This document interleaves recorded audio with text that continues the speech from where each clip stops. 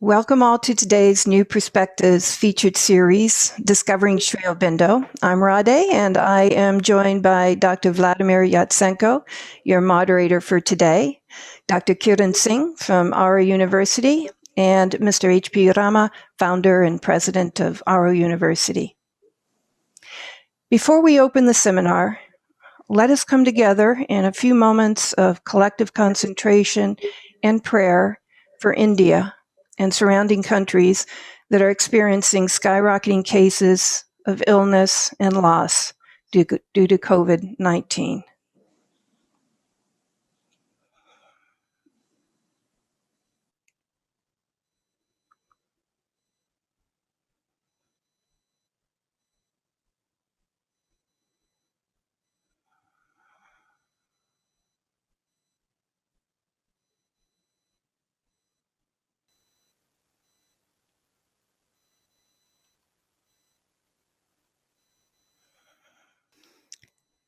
As a prelude to Sri Aurobindo's 150th birth anniversary on August 15th, 2022, our university and Sri Aurobindo Integral Life Center in Surat, India, and here in Fountain, South Carolina, are hosting a series of seminars called Discovering Sri Aurobindo.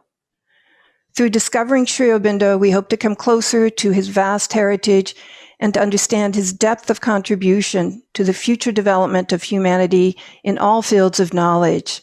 This would include social sciences, philosophy, psychology, culture, poetry, and more.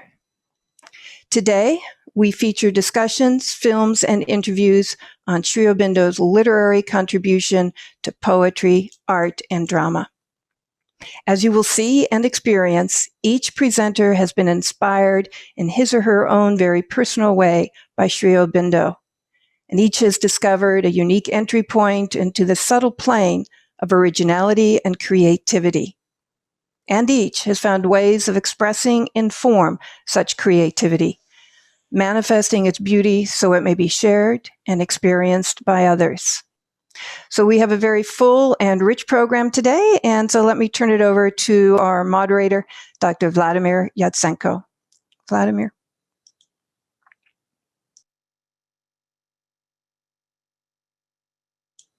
And you are muted, Vladimir, too. Thank you, Radha. Yes, I was muted. Yes, as you rightly mentioned, this is the new program, Discovering Sri Aurobindo, because we wanted to see his influence on our lives, on creativity, on our thoughts, feelings, perceptions.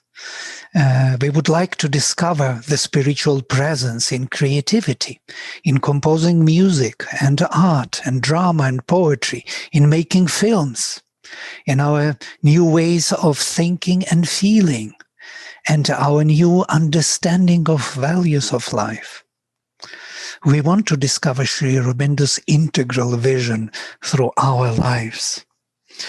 It is even more actual now, more important in the time of pandemics, when people are forced to look within and to reconsider the ways they lived before, looking for deeper and truer values in their lives.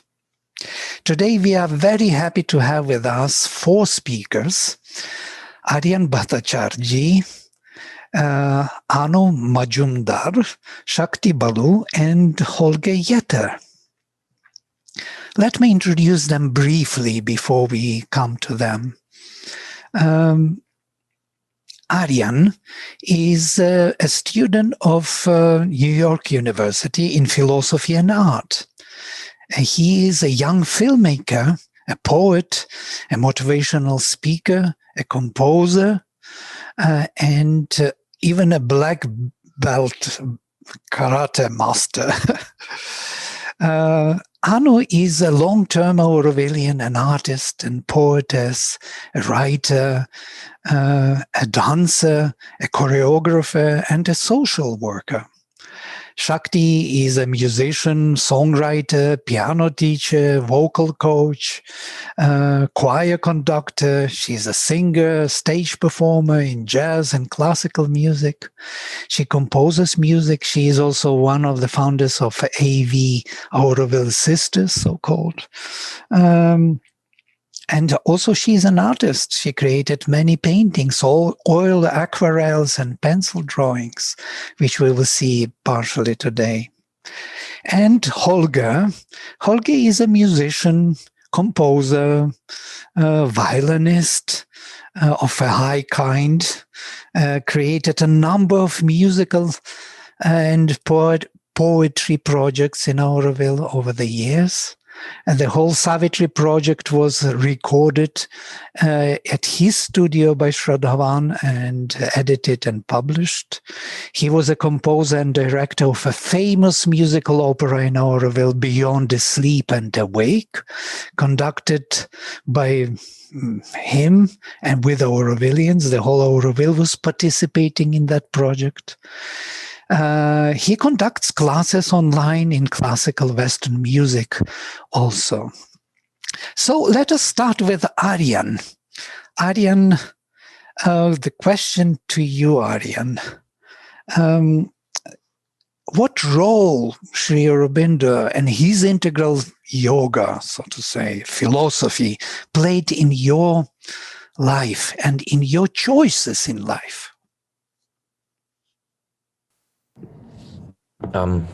Yes, that is an extremely interesting question.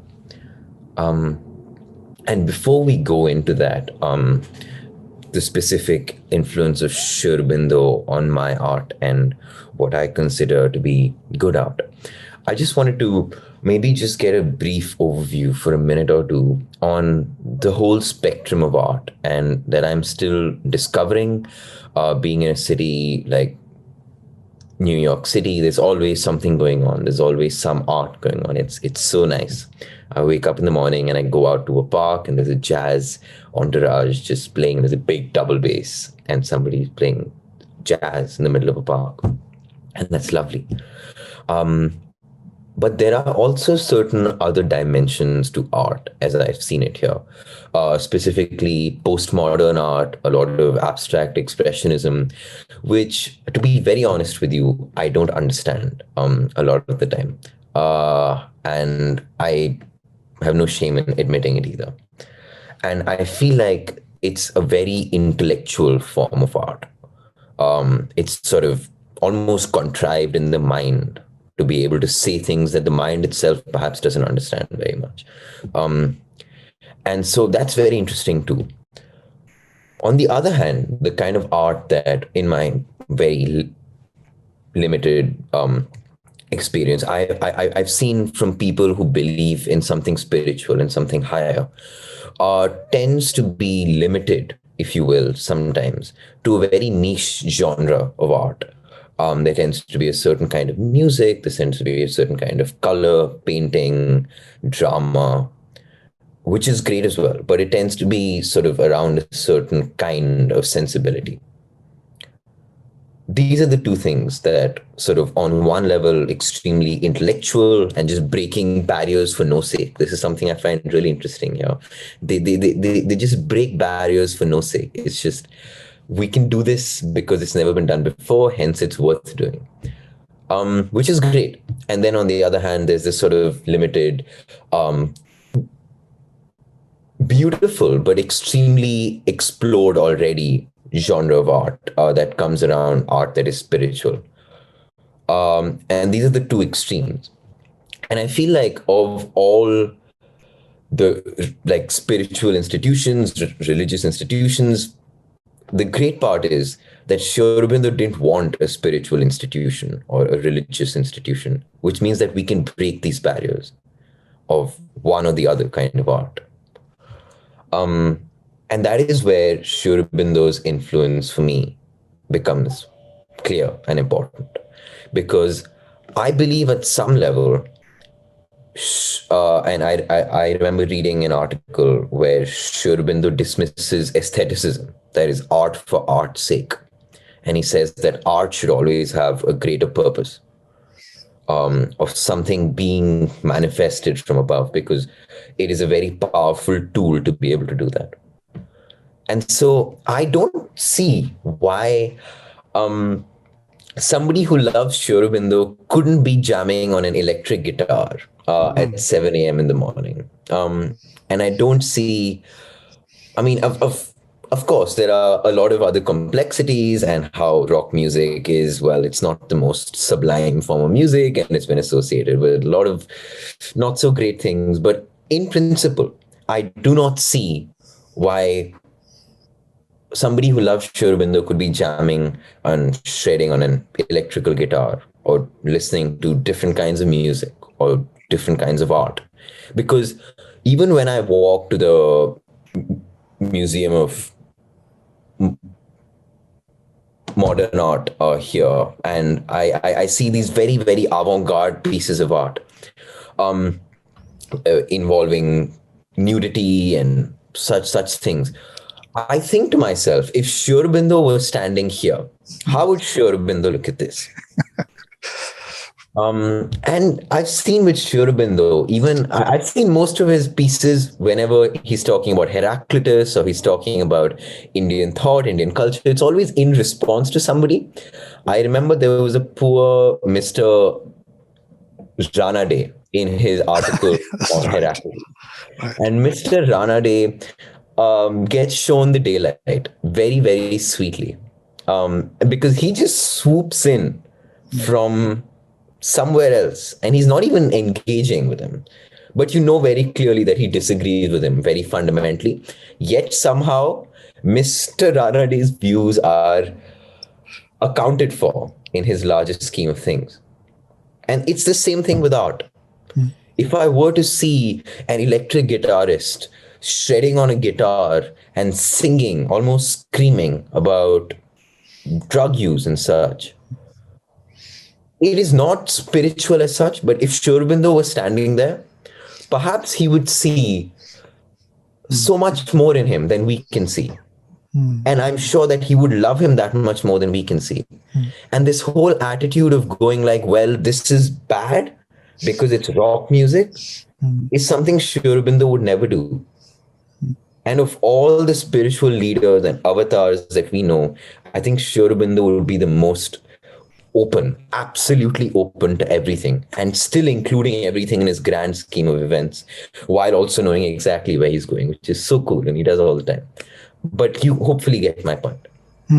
So you can be bad in classical music, and you can be bad in rock music, and you can be good in rock music, and you can be good in classical also. Good because you express certain consciousness which is being expressed, and it is valuable in that moment of time. Just so everybody knows, our dear host Dr. Yatsenko was also once a rock. Well, long ago. And I remember as a child, we used to sit with two instruments, and I used to be strumming on one, and he used to be playing the lead on the other. And it was one of the most powerful experiences of music that I've had as a kid. And it came through rock, right? So, yeah. And then specifically on my own art and how I see that, just before we move into some clips, I see the stories that I want to tell, and I want my stories to have a little bit of something higher in them. And what I mean by that is that they should represent the best of me, because I consider my art to be sort of taking my essence, as Aristotle would have it, and throwing it on a canvas and seeing it explode.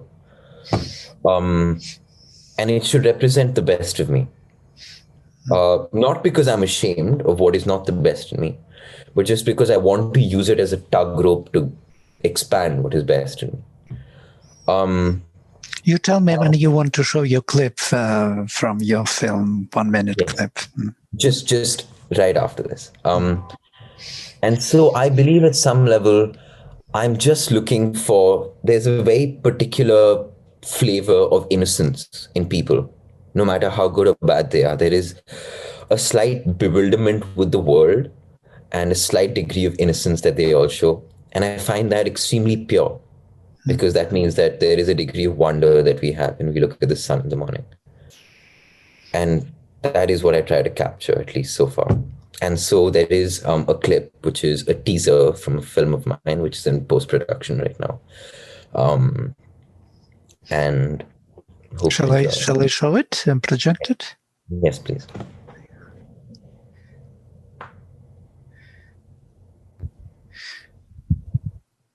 আমি যে এই রোজ আমার ছোট নৌকাটা নিয়ে জলে যাই, আমার নিজেকে কি ছোট লাগে এই সমুদ্রে। ওই সমুদ্র, ওই তো আমাদের মা। Whatever is between me and her is between me and her. It's sick! Sick! And you're doing it! অবস্থা ভালো না। আমার বাবার কোম্পানি আছে। এটা মাছ ধরা, ওটা লোটা লোটা, ধ্বংস করে দেওয়া, শেষ করে দেওয়া।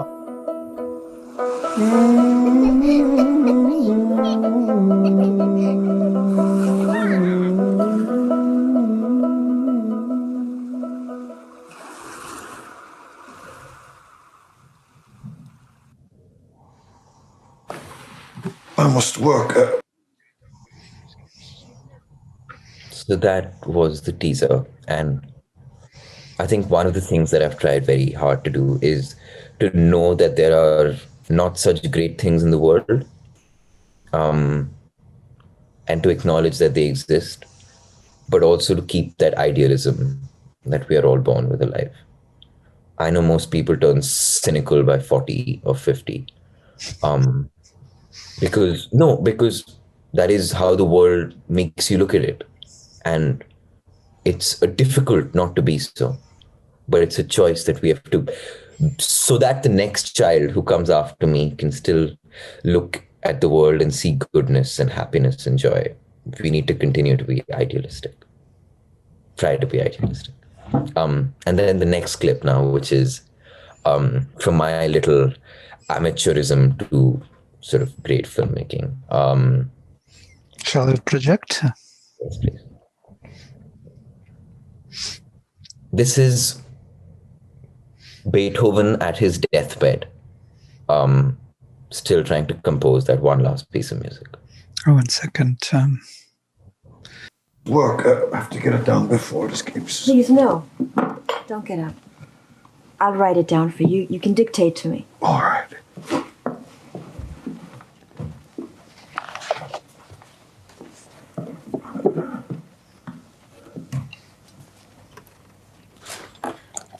What key does it start in?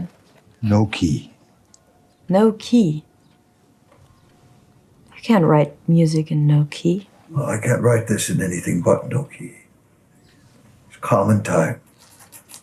Molto adagio. Sotto voce. First violin, quarter notes. Middle C up to A. Measure. G up to C tied. F. Second violin, bar 2. Middle C up to A. Double note E, G. C. Have it. Viola clef. 2B pressed. It's a hymn. Yes. Hymn of thanksgiving Thanksgiving. to God for sparing me to finish my work. After the pianissimo, the canon resumes. First violin takes the theme. Viola, C to A, is growing, gaining strength. Second violin, C to A. An octave higher. Yes. Then the struggle. First violin, C, up an octave, and then up to G. And the cello. Down. Yes, down. Pulled down. Half notes F, E, D, pulled constantly down. And then a voice. A single frail voice emerges, soaring above the staff. The striving continues, Yes. moving below the surface. Crescendo? Yes. First violin longing, pleading to God, and then God answers. The clouds open. Loving hands reach down and raised up into heaven. Cello remains earthbound, but the other voices soar suspended. For an instant. As for an instant, in which you can live forever. Earth does not exist. Time is timeless. And the hands that lifted you caress your face, mold them to the face of God. And you are at one. You are at peace. You're finally free.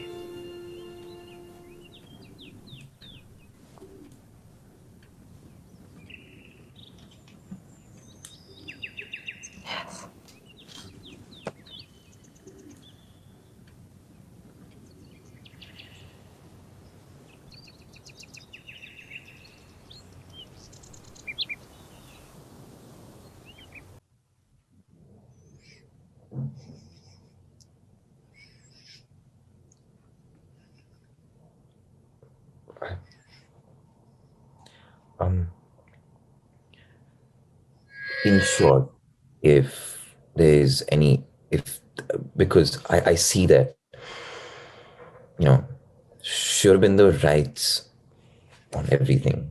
He just writes about everything. And I cannot imagine my thought if it weren't for him. And I'm so grateful because I don't know what would have happened to me if I hadn't known him. I was just writing a piece on fate and free will in ancient Greece for college. And I looked at it a second time and I'm like, wow, this is just Amal's article on fate and free will, twisted and put it in some other context.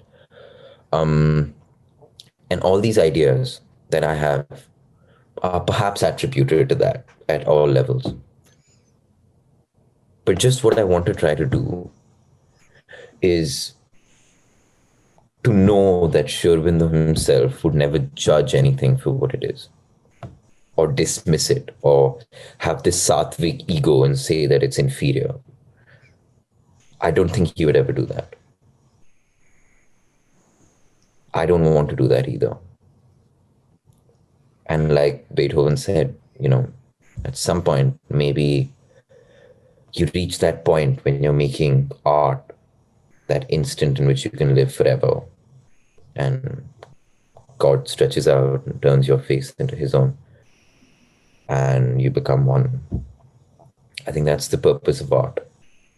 And I think the intention of that exploration of art takes precedence over any form.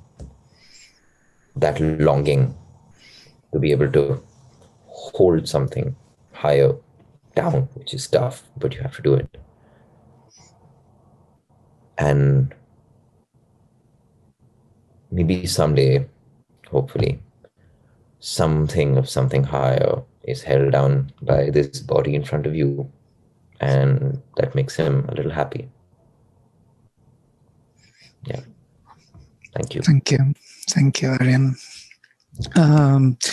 If somebody has some questions, please, you just put them into question and answer box, and maybe we will come to them later. And we go on, and the second speaker will be Arno. Arno, would you like to pick up this adventure of art?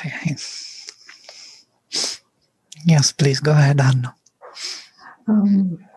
Aryan, first of all, I must congratulate you for what you just showed us, both the pieces, the one in Bengali and the second one on Beethoven. And I was very intrigued by the questions you raised, because I think that's something we all go through. If I look back, I discovered Sri Aurobindo at a time I was in college and I was into Neruda. I was reading. Then I went through a Shakespeare phase. Then I went through a Bob Dylan phase, and then somebody gave me the Savitri, and there were these lines which said, "O strong forerunner, I have heard thy call. One shall descend and break the iron law, change nature's doom by the lone spirit's power," and that just blew my mind.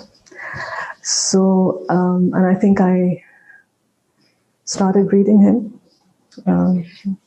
until I came to Aurobindo. And interestingly, it's when I came to Aurobindo, I started discovering his entire work on the Vedas and the Upanishads, which was a whole other level of touching another level of energy. It was very physical and at the same time extremely dense in terms of material and spiritual consciousness. And I just really, I'm sitting with all these books around me right now because I've been so cut from anything literary and artistic for a couple of months or years because of other work here, is to just find that when he talks about, where did it go? Sorry. Yeah, when he talks, I'm sure I'm sure all of us know this, when he says the thing to be done is as large as human life, and therefore the individuals who will lead the way will take all human life for their province. These pioneers will consider nothing as alien to them. Nothing is outside their scope, for every part of human life has to be taken up by the spiritual. Not only the intellectual, the aesthetic, the ethical, but the dynamic, the vital, the physical. And it was a time when I came to Aurobindo, the main work we all did was working on the construction site of Matri Mandir. And this was, you had to kind of go up the scaffolding, be up there, hold beams, hold pipes. And it was the most amazing spiritual time.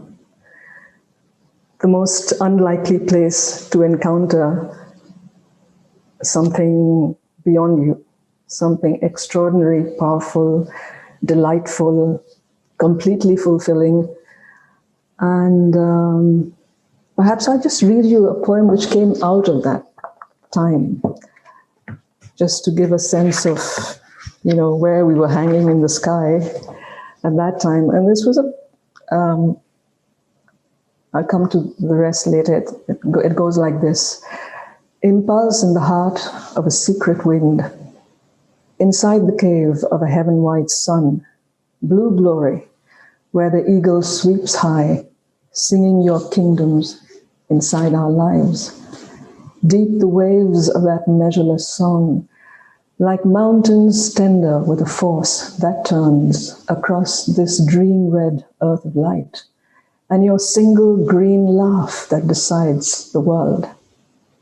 Here we listen to your crystalline pulse, sing a destiny that greatens our birth, as breath beneath the skin changes till we are free, and a new memory of life anchors our will. Basically, what was happening at that time was this entire life which was happening around us, of a place trying to grow out of nothing. And our only anchor really was Sri Aurobindo and the mother.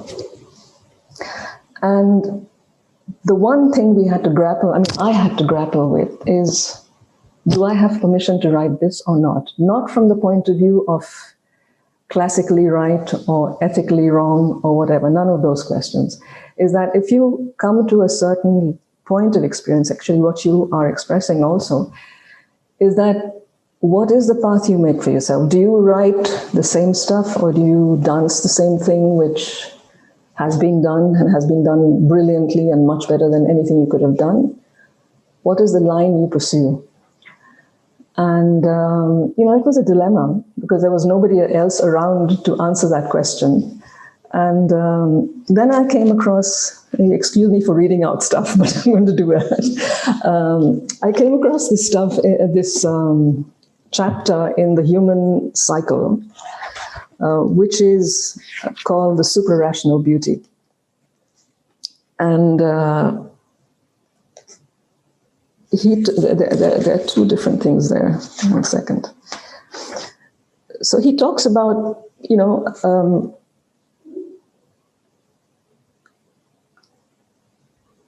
that all artistic work, in order to be perfect, must have in the very act of creations the guidance of an inner power of discrimination, constantly selecting and rejecting in accordance with the principle of truth and beauty, which remains faithful to that particular work that you are, going through. And then he comes to this very interesting point when he says that once that inspiration has been touched and the artist has found his, let's say, raison d'être with that work, he must break. He must break the tradition. He must form his own law with which this work will have its truth. So, I was listening to when you were saying if Sri Aurobindo was standing there, what would he say? It's a totally different, I would say, perception of things. And that's why I'm very, very touched by the way you interpreted that last moment of Beethoven. It was very beautiful.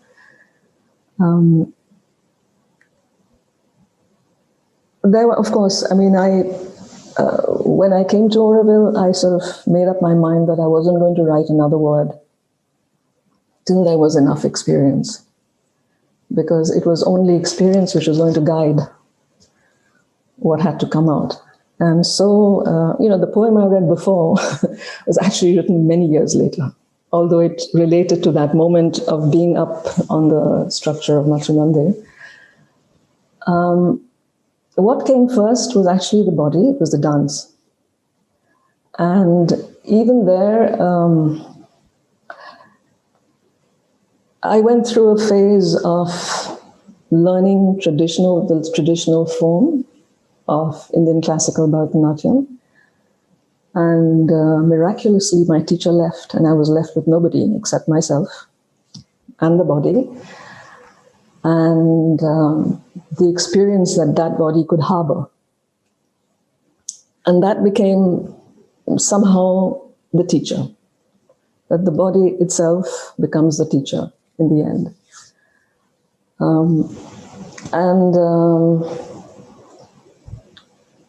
Holger is there. We worked on something together, which I think people called a rap opera in the end. It was a poem which structured the whole piece. And Holger worked with that, with different voices, with different layerings. And that became the structure of a 60-minute piece. Unfortunately, we don't have a clip from that today. But it had many different moments of poetry, different cadences. But, what was behind that poem, it's again, that piece was called Crossroads, Humanity at the Crossroads. That was almost 20 years ago, actually. It's old stuff. But for example, we had Crossroads, Look Out the Door, War, Famine, Greed. So, at that point, we had apartheid, we had all those other things happening in the 90s. And then there was a moment in that piece where it turns that it's kind of going through different layers of where the world is, what the world is doing to itself, to humanity, the situation of human beings. And then there was that other layer which is just behind. So it was like one. 1 + 1 is the one who is infinite. Who? Does it matter? You know, that kind of. And, O earth, what it is to be your begotten child. So it went through the repercussions of change in humanity and coming down to this, not just the seeking, it was just finding oneself in the heart of consciousness. So that was the whole. I'm sorry I don't have a clip from that, because otherwise it's just words. That was a very physical moment.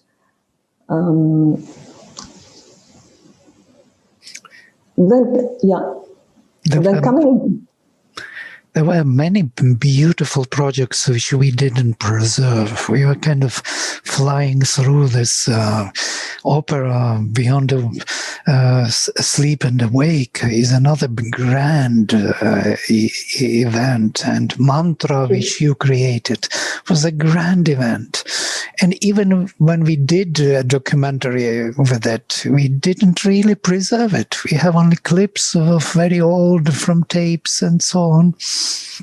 We really didn't think about preservation. We were kind of thinking going ahead, yes? Create new. There's much more to do or something. Yeah, it's, that's also part of the journey here. It's, in the end, whatever you do, it belongs somewhere else. So that's how we went through with this, all the different stages. It doesn't belong to you anyway. So do it, let it go. So that, and that's where it is.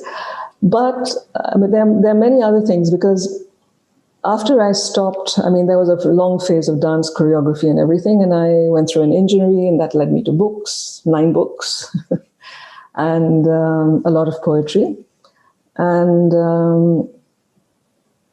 poetry at that stage, this is when I say that the main thing is not whether you're breaking the tradition or not. At least for me, it was, do I have the permission to do this or not? I would sometimes write things which I felt was very good, but I would throw it away because it was not where I needed to go, not where, having lived this experience, having known another reality, that somewhere it was a job given that you need to express that. You can write a very good poem, you can create another piece of dance which will look as good as the one happening in Chennai, during the Sabha or whatever. But each work was a means to understand everything that we were imbibing, I was imbibing through Sri Aurobindo, which was not limited to just being spiritual or being artistic or being, it was the whole of life. So it was that which gave it this dose of breath, I would say. And poetry somewhere is like our first language. When you think of it, human beings, the origin, whatever remains of from time immemorial of what we know of each civilization comes through poetry. And that poetry, what fascinates me now is that it always contained the universe. It was never cut from the universe. It always contained that other dimension, the spirit. It was always there. Now the world has traveled through everything. We're in this moment of pandemic. Nobody knows, right? And it's also a moment which is pushing us to a limit, which makes us perhaps relate back to the universe. You see, this whole thing is to do with the breath, and the breath is our link to the universe. And the breath is the body. The breath is, the inspiration you get. The word is the inspiration you get through the breath. It's sometimes when the inspiration, you're held by the inspiration, you're held by that breath. So there's perhaps something which brings us back to that relationship, which is very lost now in, we are zooming and all our digital stuff and all our mechanisms. All that is good. Everything is part of the growth of our world. But it's, like sometimes I think, what is the technology of consciousness ultimately? If, and how does one get there? And how does that technology solve our world in the end? And that's a book, which will come sometime. It's not yet there, but it is something which is growing. And at the same time, just to come back once more to another book which I've been reading in between. I mean, the last 2 years or so, 3 years or so has been a little bit away from everything because I've been saddled with all kinds of other stuff. But there are 2 books which have always, apart from Savitri, of course, is The Human Cycle, an ideal of human unity, and the other one is The Future Poetry. Future poetry is pure power.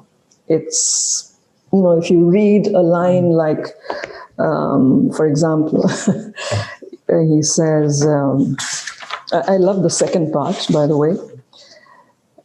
He talks about the mantra. It's, our sense of a mantra usually has a certain limited, something repetitive, something traditional. But here he's saying the mantra is born through the heart and shaped or massed by the thinking mind into a chariot of that Godhead of the eternal, of whom the truth is seen, is a face or a form. These things, can be just a line. And the things I had a little resistance initially when Sri Aurobindo would talk about the 5 lamps in poetry, in literature, which would be truth, beauty, delight, life and spirit. Life and spirit, yeah. That a poem should contain all of that somewhere. So those are, that you're basically, you're holding the universe and a poem is a concentrate. It's not a novel. I mean, you can spend 5 years on a novel or a nonfiction book, but a poem happens and it's a concentrate of that moment. And I can read you, perhaps, let me see. This was, Light Matter was written for an art installation some years back.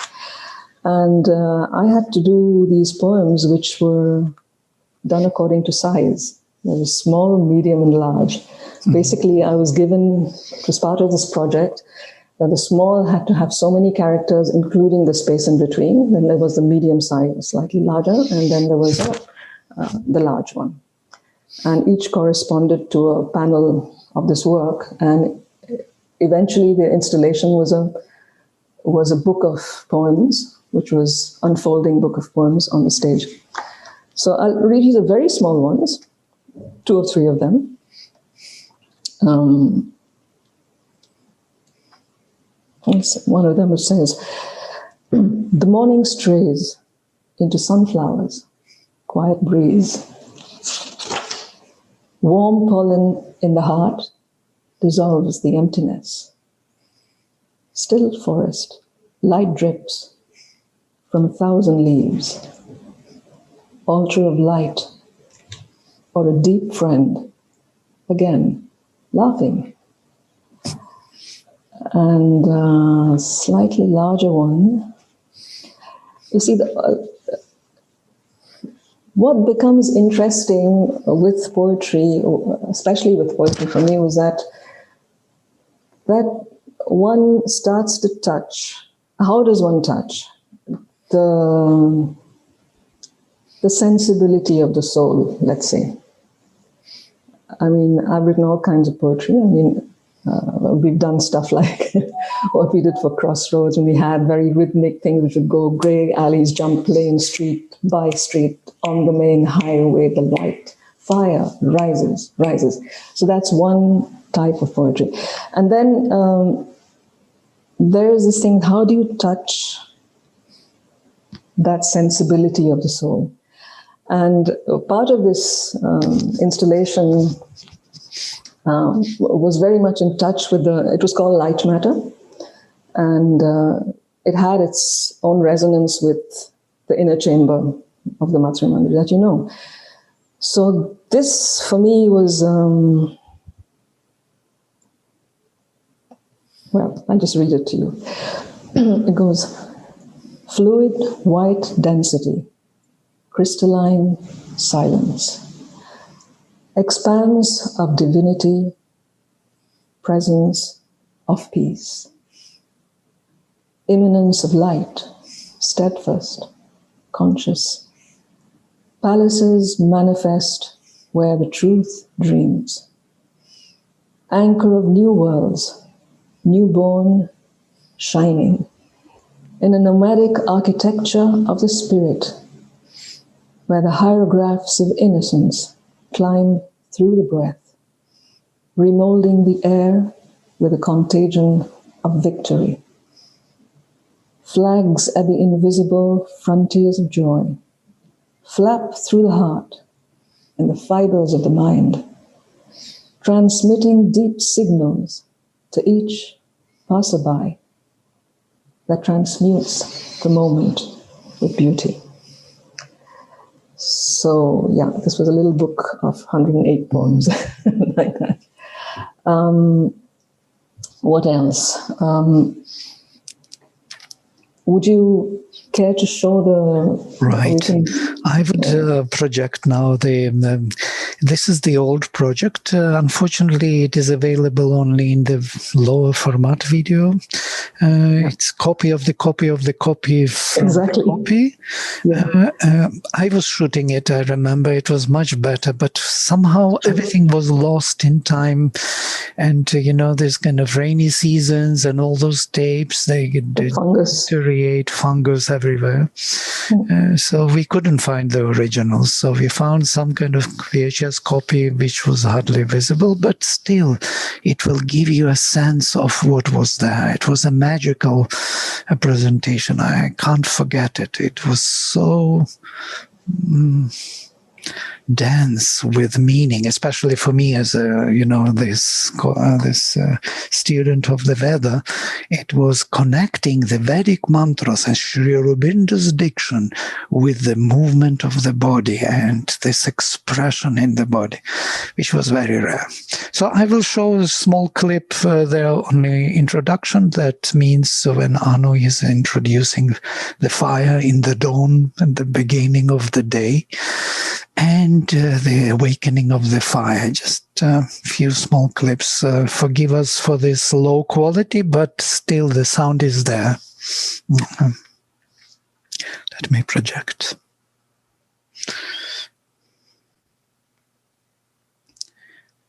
Do you see it? Yeah. You see a fully video, yes? All right. Mm-hmm.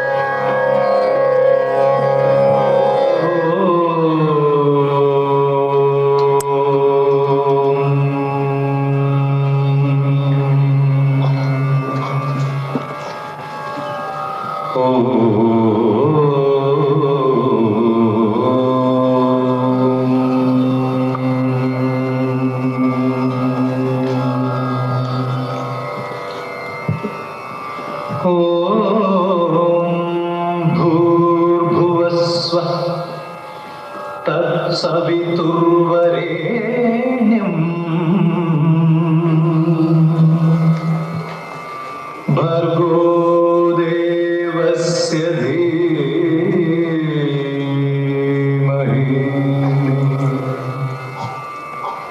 धियो यो न प्रचोदयात्।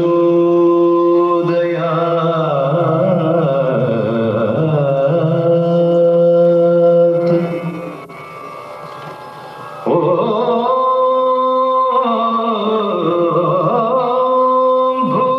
भूर्भुवस्सुवः तत्सवितुर्वरेण्यम् भर्गो देवस्य धीमहि धियो यो न प्रचोदयात्।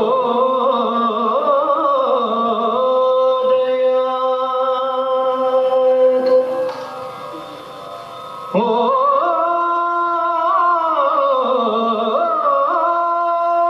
भूर्भुवस्सुवः तत्सवितुर्वरेण्यम्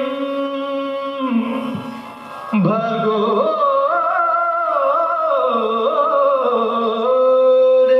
देवस्य धीमहि धियो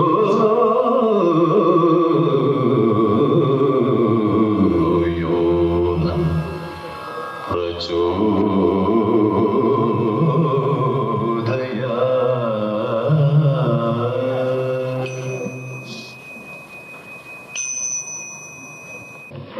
The fire is awake,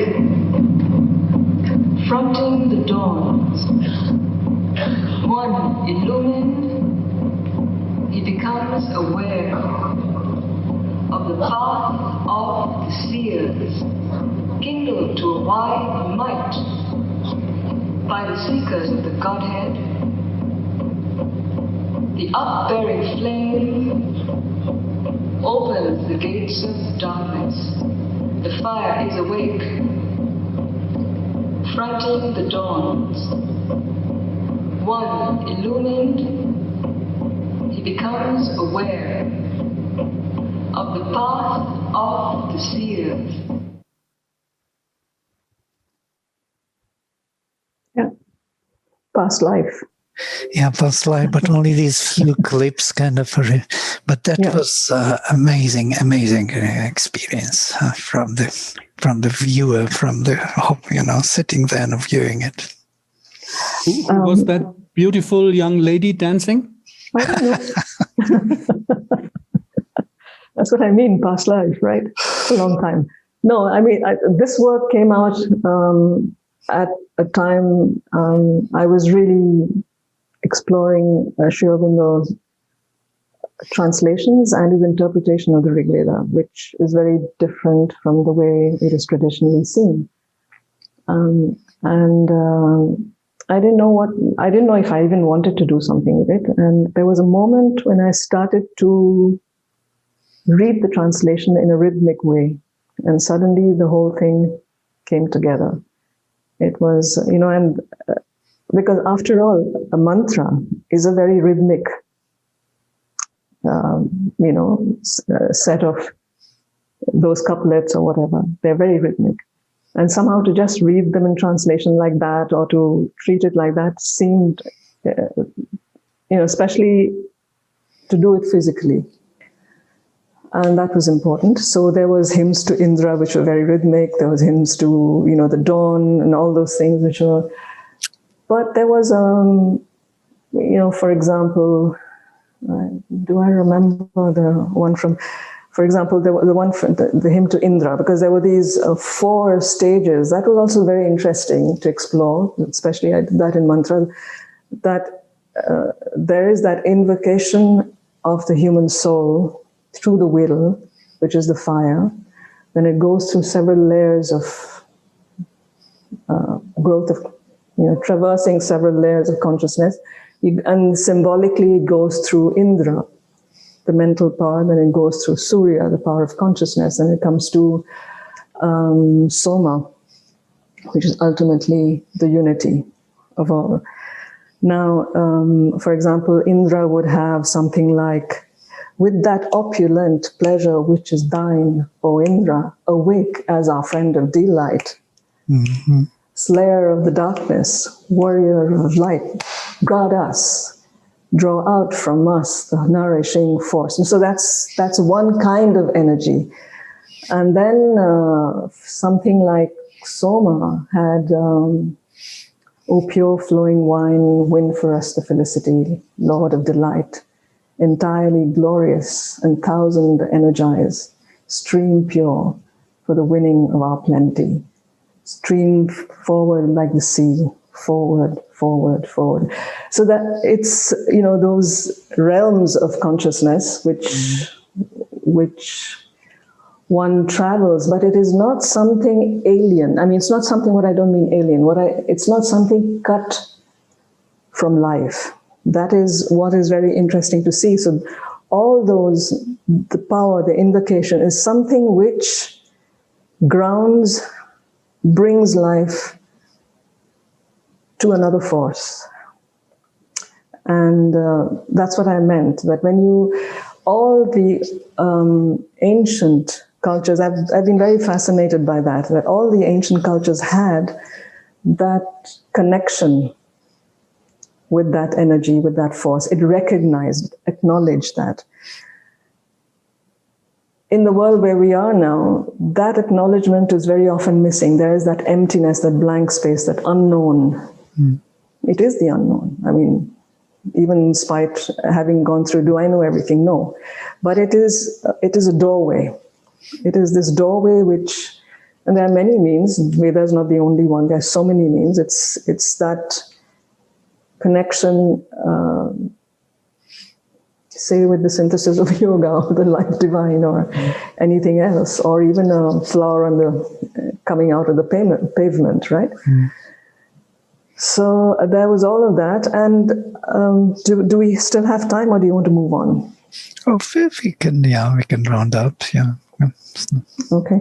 The last thing maybe I just bring in is, I don't know if I have any of this here.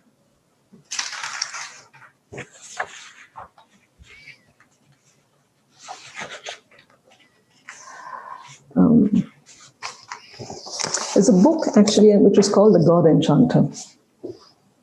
And it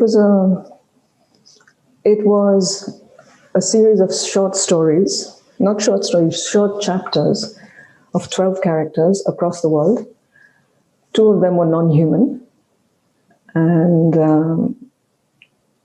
The God Enchanter is basically what it says. So I'll just leave you with that thought. So it says, there's this character called Puromi. And it says, God enchanted the universe into existence, but man disenchants it every day. Scylla is this character who's making headlines. Once it was God's job to enchant the world, but God is outgrowing all confined belief and spreading himself everywhere. Now it's time for man to enchant God back for the world. So what will God become now? That answer must outpace the universe. Scylla has been quizzed about me also. Who is Puromi? What does he do? He's a God enchanter. I'll just leave you there. Yeah. Lovely. Thank you, Anna, very much. Yeah. Thank you. Great, wonderful. So if you have some questions, observations, please, you can leave in the question and answers box, or better there. At the end, we may, if we have time, we may look into them. If not, we will send them to the speakers directly, and they may answer. Now we are moving to Shakti. Shakti is your time now. Shakti is, you please tell us your story, Shakti.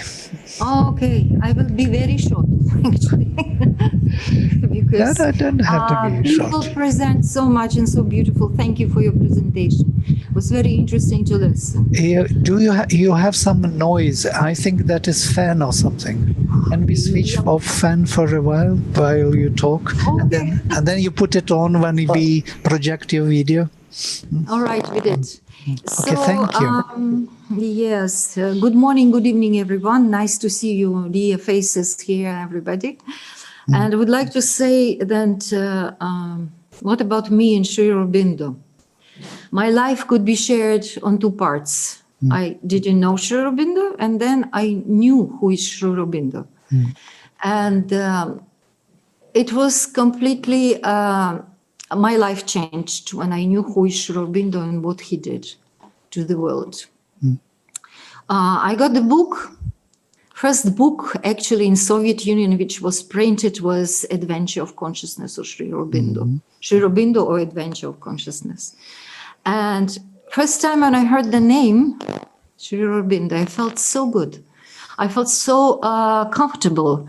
I felt so harmonious because sound of that name was very, very soothing.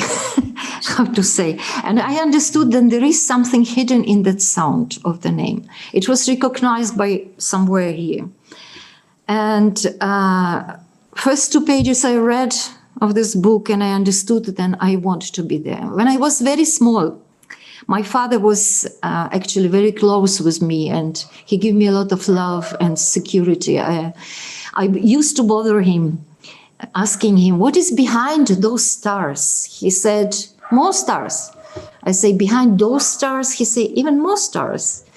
And I bother him all the time to know what it is, actually, what is the life and who we are. And he told me one thing, when you will grow up, you will find yourself. So that quest in me was from the childhood. And once I read that book of Satprem, I understood that this is a way and my life is going to be different. And something within me reoriented and took a different direction of my life. And I think, and my brother called me once in his room and he said, look, just sit on the bed, relax, and listen, I put for you something. And he put for me music of organ, playing, and some voice. Voice was foreign language with an accent, but something happened to me. I couldn't move and I felt physical caress on my head. I felt a touch physically and I couldn't bear the tears. So I was fully exposed, open. And I know that there is something exists with me which is reacting so strongly on this whatever. I was very touched and I look at people's eyes and I wanted to see that. But I couldn't see that in people's eyes. I saw the game. I saw something else, but I didn't see that. Well, and my dream became Aurobindo. So I was sitting hours and dreaming how I can that voice was that voice I have to tell because you didn't tell. That was the mother's reading with organ music. It was her voice just reading the passage from the mother. But it wasn't in the meaning of the power was in the voice, in the presence. That was there. Yeah, I don't know if you remember that moment, but it was really shifting my life somewhere else. Then, of course, Aurobindo. Aurobindo represents for me Sri Aurobindo, because in Ukraine I knew only Sri Aurobindo. When I came to Aurobindo, I saw first time the mother's photograph, and I understood that she would take care of me. I gave myself, and whatever I lived afterwards, it was only the offer. I like how Anu and Holger was also agree with her that we were doing things as an offer. You know, it was offering. We were not thinking, okay, we have to record this and keep it and maybe remember. I paint so many paintings which I don't have even photograph of them. I didn't keep them because I couldn't stop painting. It was just coming, and it was work and offer and enjoyment, and all my senses were switched on. And I love to be in Aurobindo, and I love this earth, this red earth, and I love this sparkling air here, and this light, and this nature, and these people smiling, and these eyes. Everything was just overwhelming. And therefore, I never actually self-evaluating what I'm doing.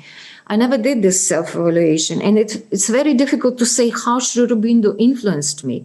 He just came in my life. I heard his word, and that word was so powerful. Then that word switched on in me something, reoriented. And all my life changed. And whenever action I'm doing, it is for something what was here in Aurobindo. So it's one thing, it's in my reality. I cannot even separate Sri Aurobindo away from the reality because it's not possible. So much it is together. And voila, I did some work. I don't know how to name it, what is this work, what it is. I am good or bad. But I also hesitated a few times. Should I work like this? Or maybe I am not good enough. Maybe I shouldn't go that direction. Or maybe I am not worth it or something like that. But I still cannot stop doing things here. I cannot stop painting, and I cannot stop music. Music is talking to me from inside. It's pushing me to articulate it on instrument, whatever instrument I have, whatever instrument I can use. So if you would like to show, Vladimir, you have my works. You would like to show my paintings? We collected whatever was there from Facebook or whoever had some photo. I put few together just to show them what kind of work Shakti did. Of course, the biggest number of works and the best were taken away all over India. Many people took. All over the world. I have it everywhere in the world. But I want to say that I was very fascinated with the eyes, and I love to do portraits. So for me, people, it was the first object which I was very drawn, and I wanted to do people, the eyes, the look, the expression, and therefore Vladimir has a few pictures he might show of my work. Do you see it? I never learned how to paint, and exactly because I was touched by something, by that, it came on canvas quite well. Do you see it projected? Yes, sure. Yeah. So can you comment if you want on something? It's one girl from Aurobindo, Tara, and she was doing performance in Bharat Nivas. Another girl, just a girl, I just painted. Yeah. Pondicherry. Pondicherry, yeah. And this is goat and dog together. Yeah, this is Sri Aurobindo, which is behind me. It's my sketch. And it's in a revolutionary period, and the mother. This is my daughter from the side, and this is my friend's son, Nikita. He's already a man now. I did his painting of his Aurobillian kid. This is Mira with a daughter. She was Aurobillian, and this is just the gypsy girl with a baby. They're all like Madonnas. Yeah, they're just Oriental kids, and same Tibetan. I love to paint Tibetan people. And this is our dear Papa and Mama. Right. No, this is a little bit of, that's what I had. Then at one point, of course, I'm touched. I needed to study Sri Aurobindo, and I asked my brother, and I say, I would like to study Sri Aurobindo because I cannot just go through myself. I don't understand many things. I'm touching my heart, and he told me, and Andrei, they open his courses, you can join. So I joined Sakar, And I was studying 6 years in Saqqara. I did my MA in Aurobindo studies. And it was the best years in my life because I was so close with his books. And I read his books and I had to write essay with my poor English. And I went to such extent that my heart was radiating with a joy. I'd rejoice. It sing anthems within me and I wanted more and more. So I took his poetry and I put on my piano and I just started reading line by line and some music was coming. Some music was coming, reflecting on this, on every line. And I was just going on and going on. And I hesitate. Maybe I shouldn't do that because poetry has its own rhythm, its own meter, and music has another thing. And I put it aside for 8 years. And recently I took it back and I started working again. And beautiful people join me, singers, musicians, and they support me and they say, please do that and we're gonna sing and we're gonna do this work together. And I am so grateful to them. I want to present Shanks and Anushka, you already saw because she was doing my piece together. And I would like to ask, for example, Shanks, how he feels about that. Maybe he can say also. Hi, I'm Shanks. I've been living in Aurobindo for about 6 years. Shakti was one of the first musicians that I met and actually started to work with. And one of the first things that she actually showed me was reminiscence. And what struck me 5 years ago when she played it for me and she sang it for me was, I can only explain in slightly poetic words, is descending, swirling, multicolored confetti. And this never-ending stream of it that was just coming, and it was just coming, it was just flowing through her. And I was like, wow, this is beyond inspired. I mean, this is, something's happening over here. And more recently, she called me and she said, this Sri Aurobindo webinar is happening and this is a great opportunity. And I said, yes, let's do it. And she's got a few more. So we're really pushing to get this body of work out there. And I'm really happy to be here to present it. To watch while it is presented. Voila. So I would like actually Anushka to read. She's British. She has a good English, the poem for us, because they're gonna sing afterwards in the video, and you will hear them in music. Okay. Reminiscence. Louder, maybe.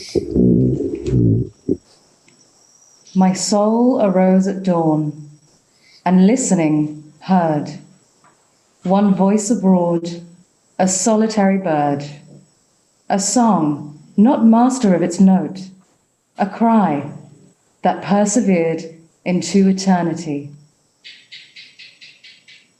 My soul leaned out into the dawn to hear, in the world's solitude, its winged compeer. And hearkening what the angel had to say, saw luster in midnight, and a secret day was open to it. It beheld the stars, born from a thought, and knew how being prepares. Then I remembered how I woke from sleep and made the skies, built earth, formed ocean deep. Great. So I will project the recording, which was made specially for this webinar just the day before. And they sent me because it's difficult to make sound go together through the Zoom. So let me project. Do you see it? Yep. Okay.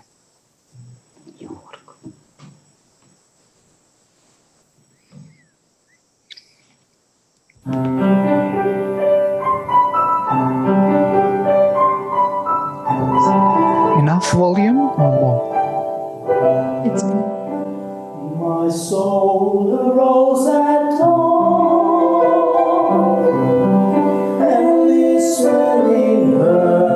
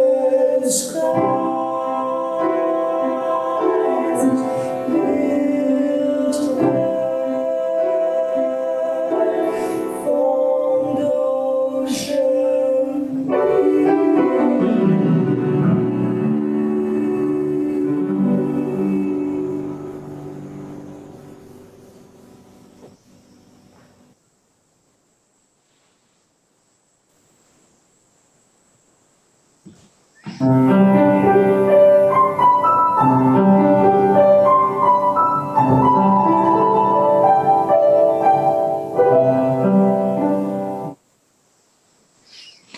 you, Vladimir. Yeah, lovely. Yeah. Lovely, beautiful music. We had a beautiful singers. This is such a great work. I'm so lucky actually to have them, and they support me in this work, because it's endless. You know, finally, I understood what is behind those stars. Sri Aurobindo gave me the answer. It's endless. It's endless. It's infinite within me, within my heart, within my works, within these people around me. This is love, endless love in his word.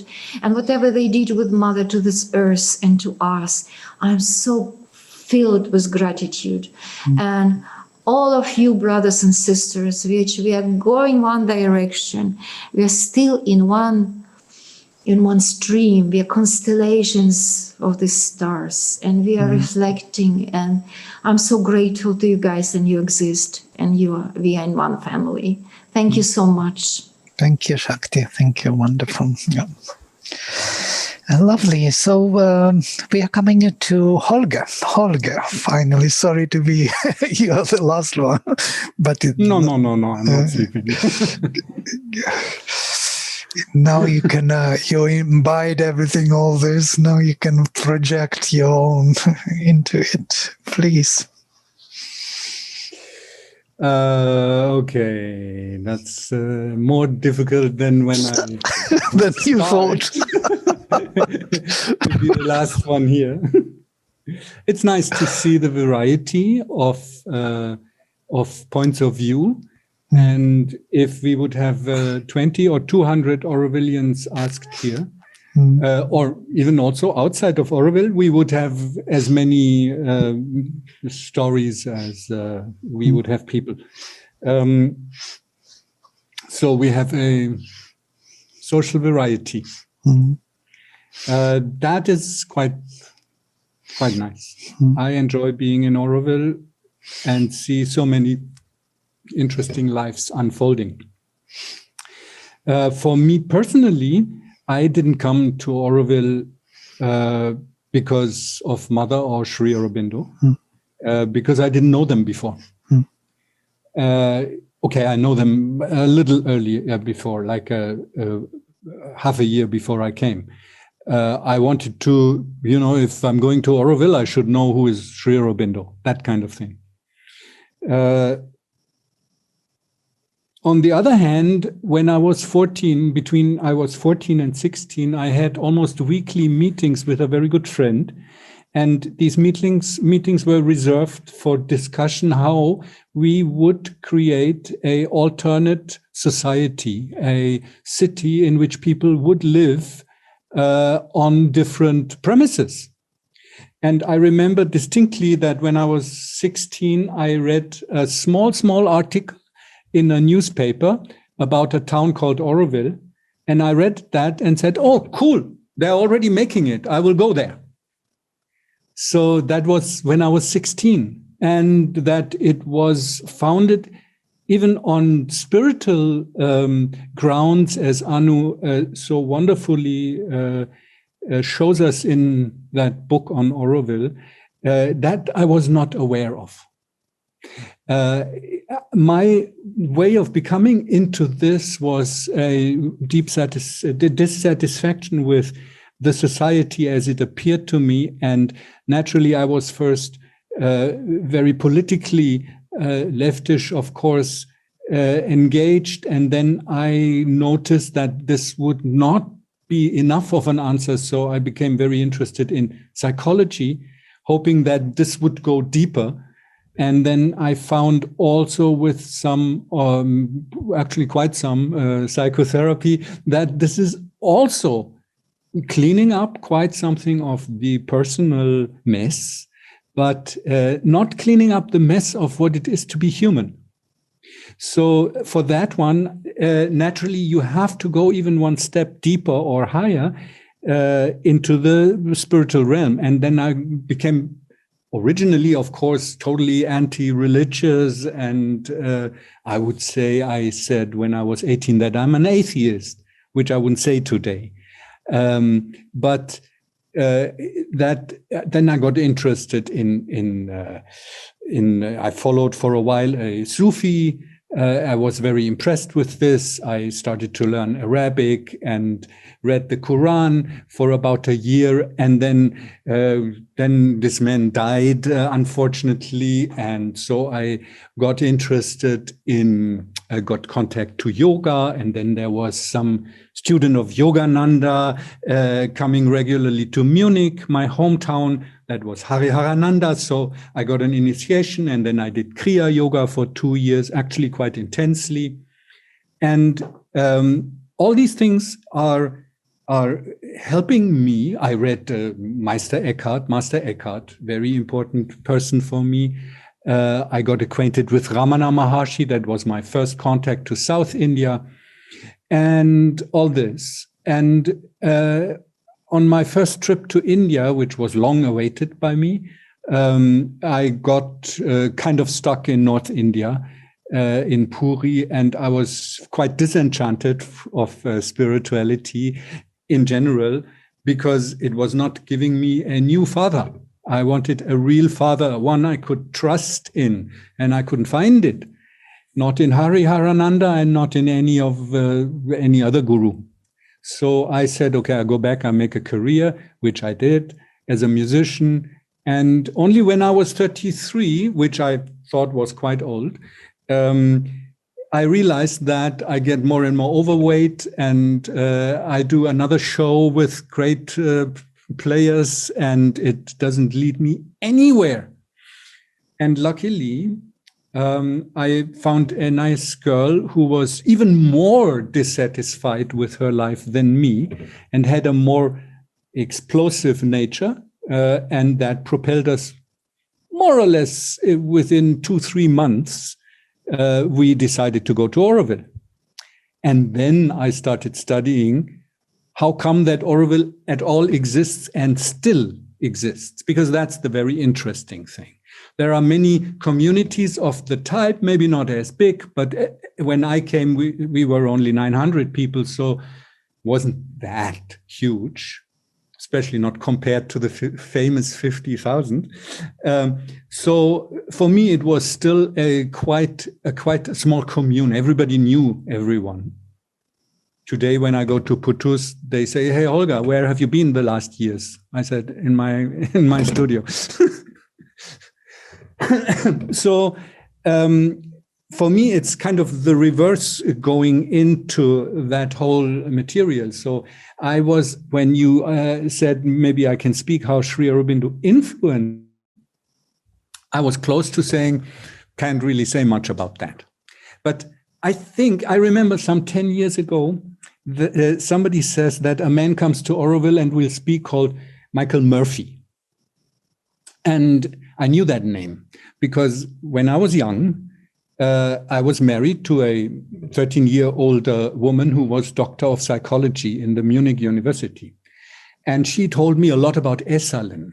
That is an institute where all the Gestalt therapy comes from. And it's one of the, if not the most influential psychological breeding place, starting from the 60s to up to the 90s, into the 2000s, actually. Lots of famous people come from there. And one of the two founders is a man called Michael Murphy, and that I knew. So I was wondering, why would he come to Aurobindo? And he would give a talk. And I said, yep, I will be there. And by the time there was already internet, so I could Google him up. And then I found out that he spent the year 1956 and 1957 in the ashram in Pondi, learning about meditation. Mm-hmm. And that cleared for me a lot.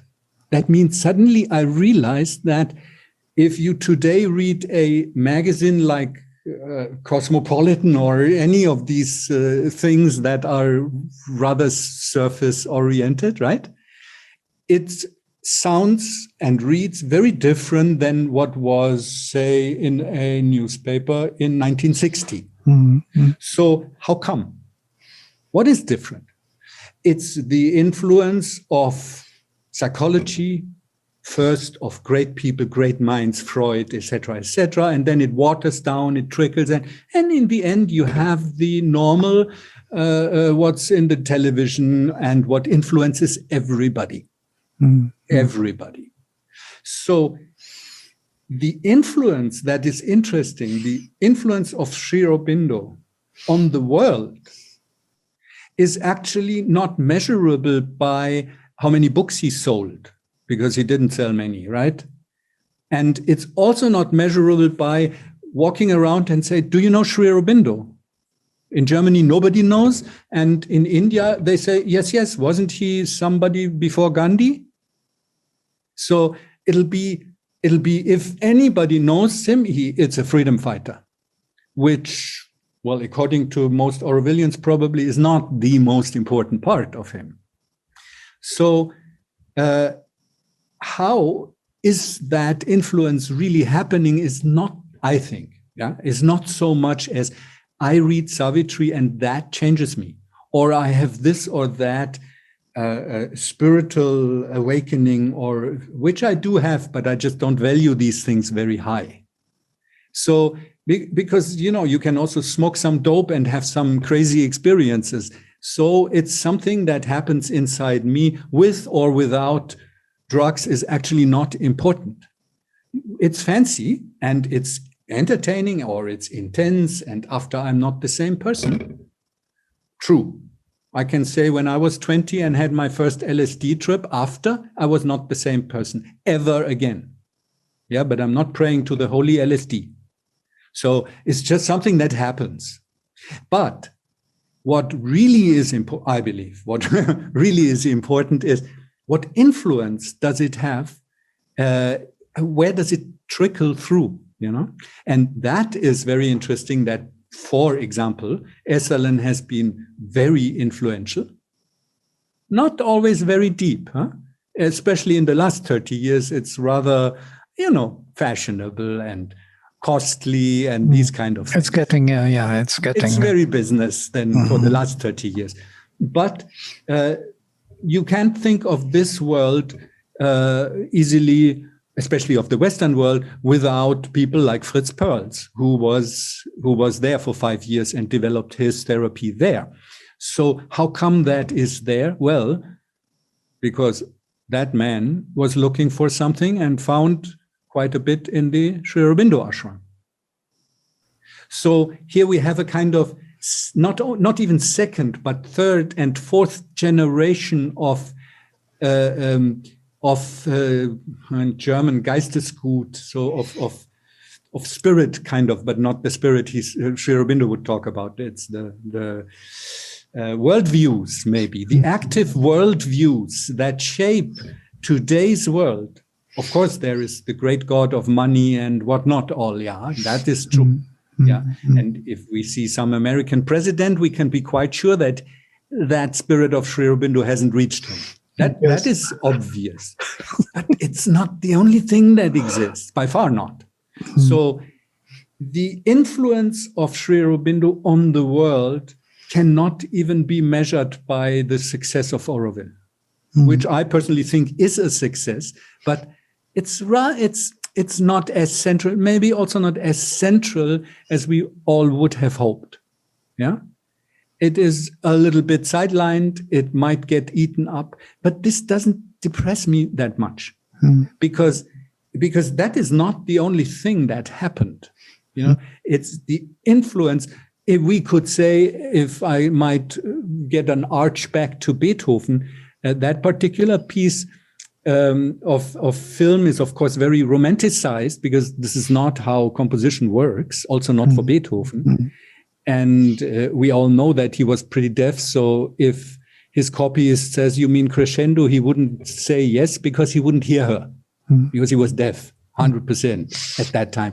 So it's not understandable as a kind of proper biopic. But important is that the influence of Beethoven as a composer on the world is not that today we can still play the Fifth Symphony. That is not the interesting part. The interesting part is that there is no Schubert sounding like Schubert without having heard Beethoven. And without having heard Schubert, there is no Debussy. And definitely not a Bartók. So I'm proposing here more something of a, in this case now, musically cultural mycelium, a network which is actually one living being. That's a mushroom mycelium it's the largest being on the planet. It's not the whale. No, it's a mycelium of a mushroom, which is up to 3 kilometers large. One organic being. And when there is a mushroom popping out, it's something like a fruit, no? An apple. It's not the apple tree. The tree is the mycelium, and it has fruits, which are the mushrooms. And we are fascinated by large mushrooms. We collect them and say, like, wonderful, big mushroom. Fine, I understand. That's what we can put in our soup. And in that sense, what is really important is, in this case, the musical culture. In case of Sri Aurobindo, it's a little bit similar. Of course, he was a fantastic thinker, but he doesn't stand alone, because no one mushroom does stand alone. Some are more impressive and some are more talking to this kind of people and to that kind of people. Yes, that is true. But what is fascinating and what I like about Sri Aurobindo is that he points exactly that out. He doesn't say like, I'm so cool, I got it. The others are sadly quite dumb. No, he understands very much, and progressively even more and more. The deeper he goes into consciousness, so I read, the more he found it very exhausting, because there the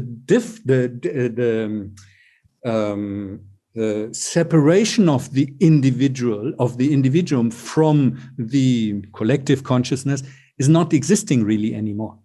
So whatever he cleans up or transcends in his own personal journey, gets seeping through, gets lost again, often in the night, I read, when it's going to this one consciousness. So this is what I have been searching from when I was young, and I'm still searching. I didn't find anything. I didn't have, I have one more answer than I had when I was 20. Unfortunately, I was hoping for answers. I didn't get them. I also didn't get them reading Sri Aurobindo.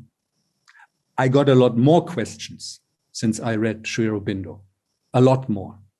And it goes on like that.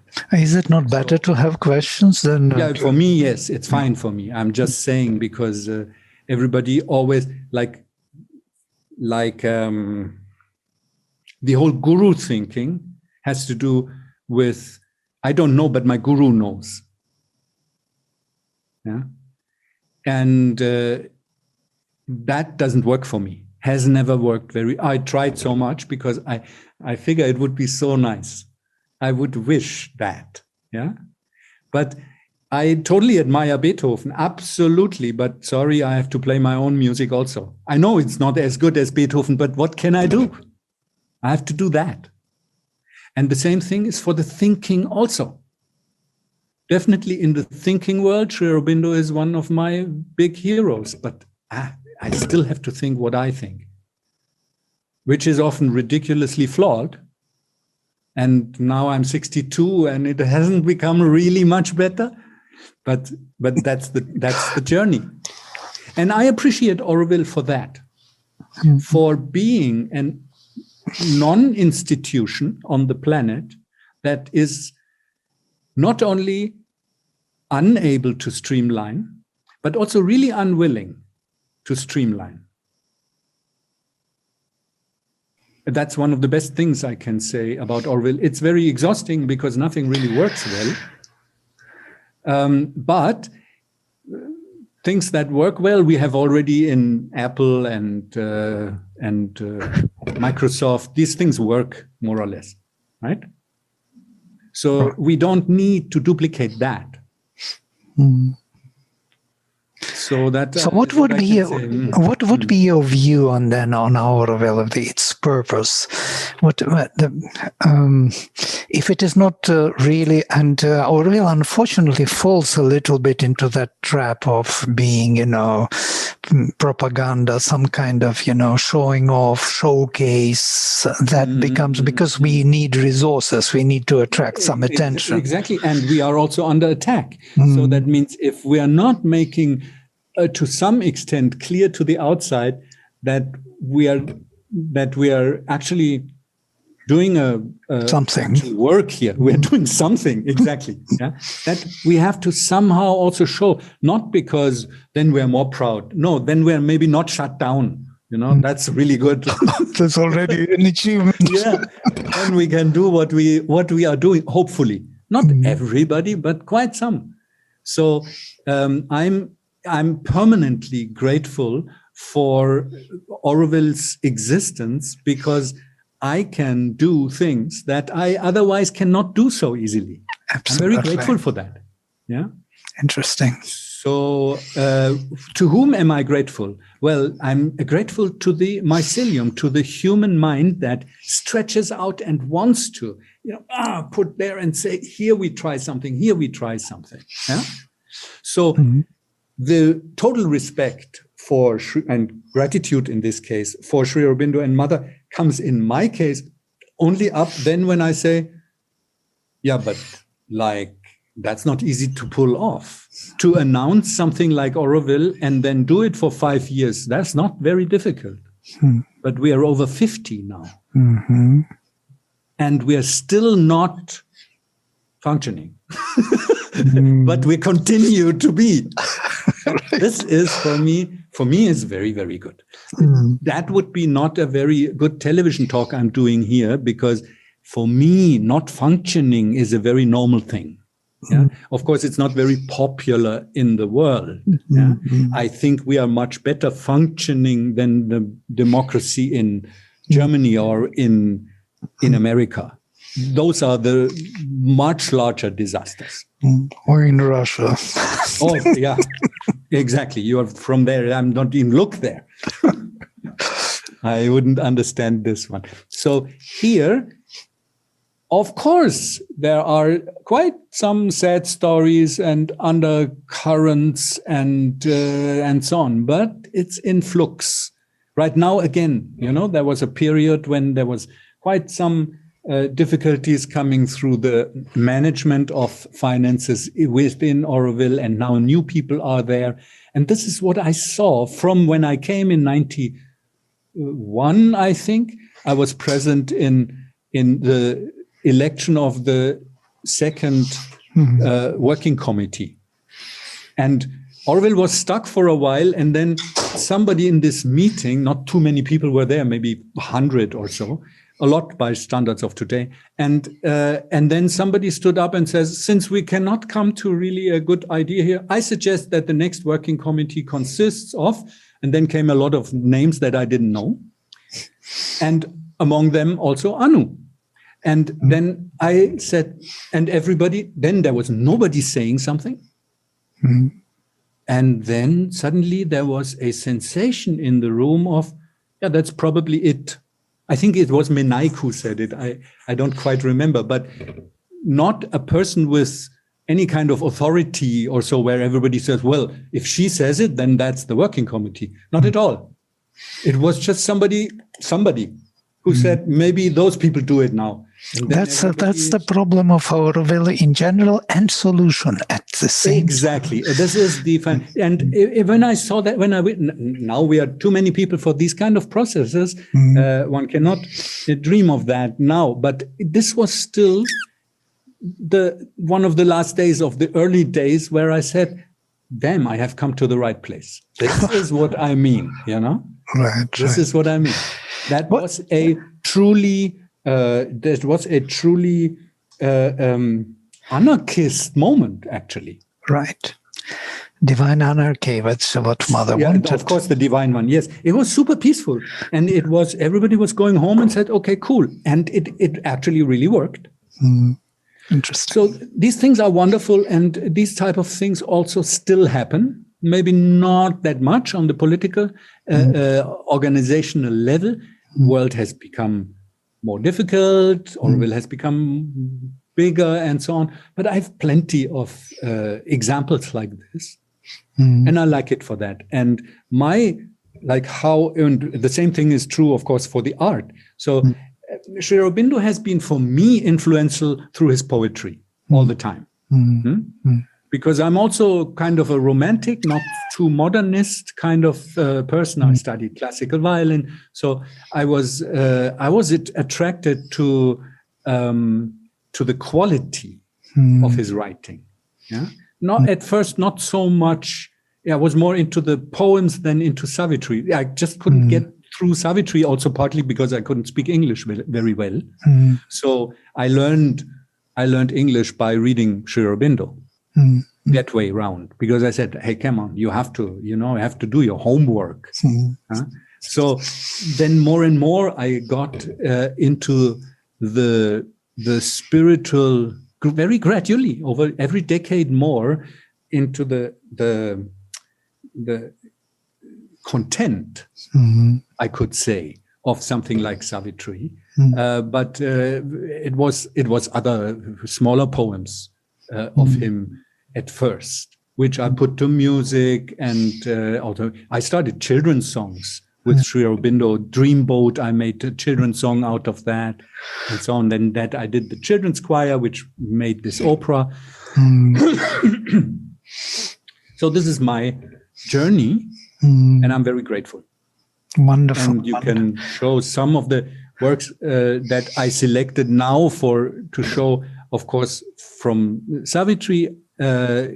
Not of course, because it's not like I do nothing else. I do lots of different things, also compositorically, not only as a teacher and player. But I thought for that one, it has to be from Sri Aurobindo. So it's Savitri. Right. So I will show these. These 4 clips I will show. They are very short. But they are excerpts. Yeah, they are just to hear how music fits with everything else, with the poetry. Yep. Thank you. Yeah. Thank you.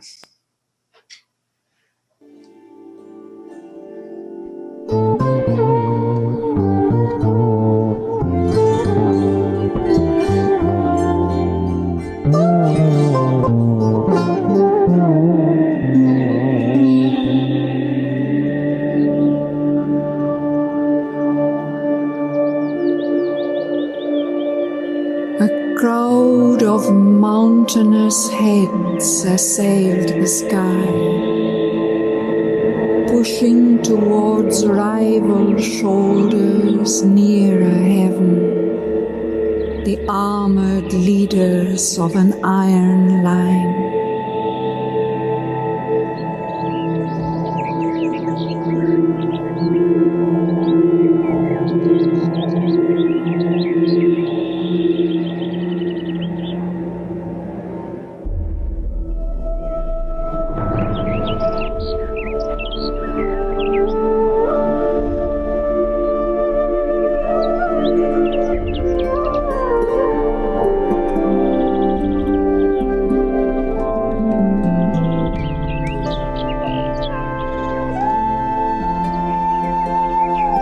Earth prostrate lay beneath their feet of stone.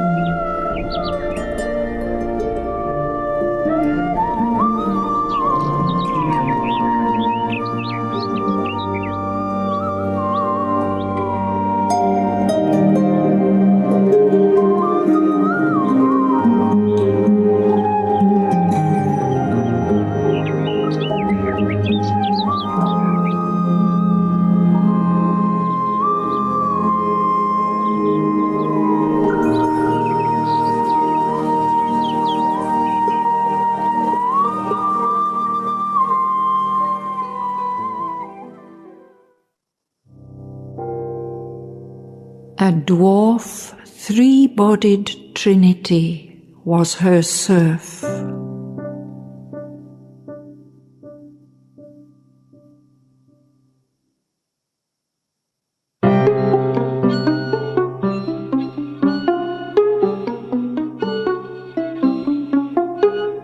First, smallest of the three, but strong of limb, a low brow with a square and heavy jowl.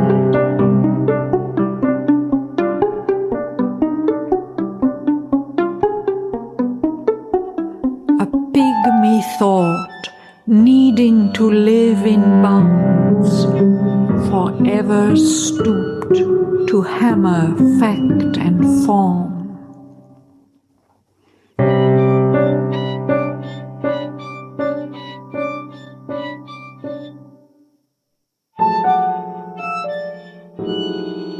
Absorbed and cabined in external sight, it takes its stand on nature's solid base. A technician admirable, a thinker crude, a riveter of life to habit's grooves, obedient to gross matter's tyranny. A prisoner of the molds in which it works, it binds itself by what itself creates.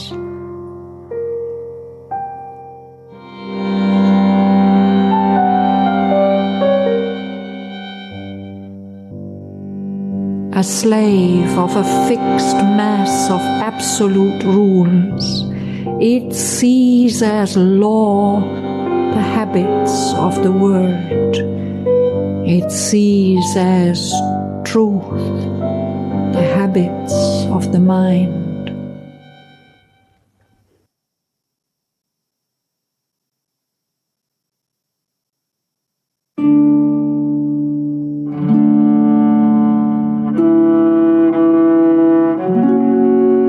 And Satyavan, like a replying harp to the insistent calling of a flute, answered her questioning and let stream to her his heart in many-colored ways of speech.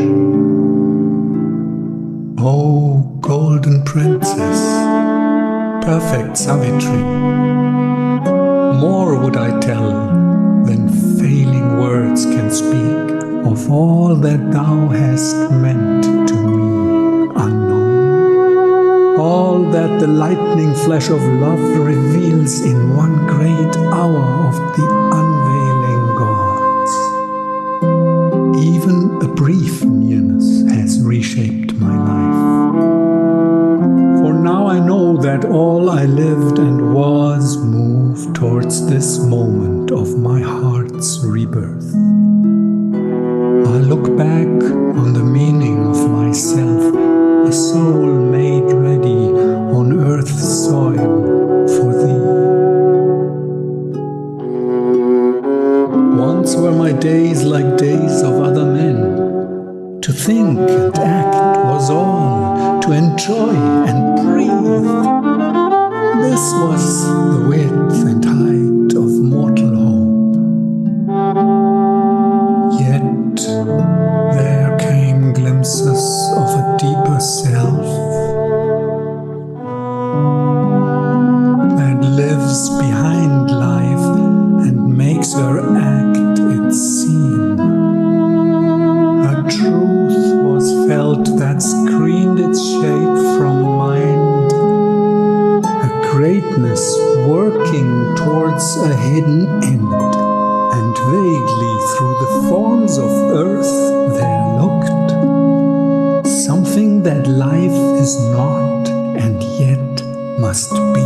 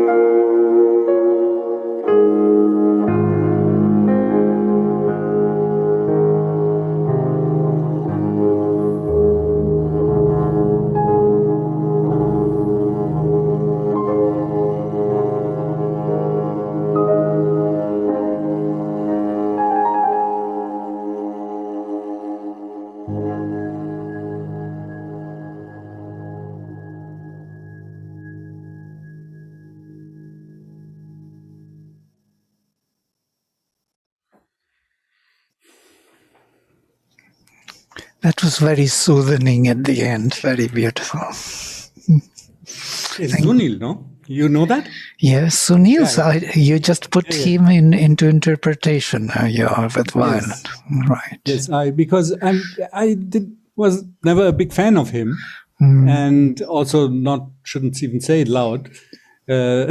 He's a kind of a household name here in Aurobindo, but I said, come on, try your best, take one of his pieces. And then I took actually several of them and completely analyzed them. After, when I did that with Mother's organ music, I actually transcribed it and made an orchestra piece out of it. Okay. And that gave me a much deeper understanding of what her organ improvisations actually were. All right. From musical point of view, yes? From a musical, but more from an artistical point of view. Okay. A musical point of view, there is not so much to discover. She was not a good player, but she was that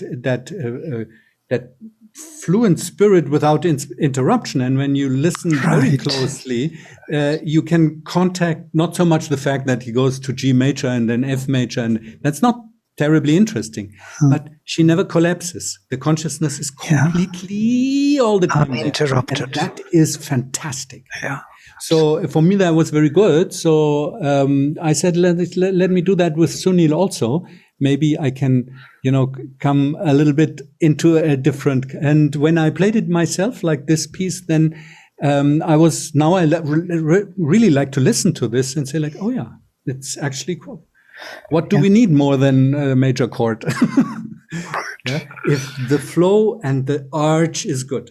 Yeah, and the consciousness is present. And also a little bit the sound, because these synthesizer sounds of the 70s were very crude and very, not responsive, didn't have that organic. The whole thing is like whatever consciousness of the cells, and then you have a synthesizer doing is not reflecting that. It couldn't. So technology was not yet to that level. Not yet there. No, and that's what was all they had. They tried their best. Definitely. So today we have more possibilities, synthesizer-wise, of course, but also I can play that viola I'm playing here is, of course, not a synthesizer, and you feel that. Yeah. So it's beautiful. Actually, I like that viola. Yes, that's such a beautiful sound. Thank you, Holger. It was wonderful. We are a little bit over our time, I guess. I do not know how you hold that. It's quite late in India, so most probably it's... No, it's just 9:30. Nothing. 9:30? Oh, 9:30. Yeah. Not so bad. Not so bad. Not so bad. Sorry for some people, maybe it's already 9:30 for Shakti to go to sleep or something. Yes, she's already putting these hands. Thank you for this wonderful coming together, satsang, connecting to Aurobindo, to this kind of looking at Aurobindo from another perspective of embodiment. These ideas that he is not a kind of philosophy to be followed or religion to be worshipped. He is the truth, which is to be found in life.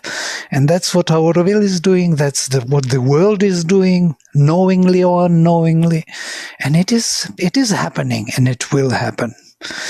And thank you all for this wonderful coming together. Yes, Holger.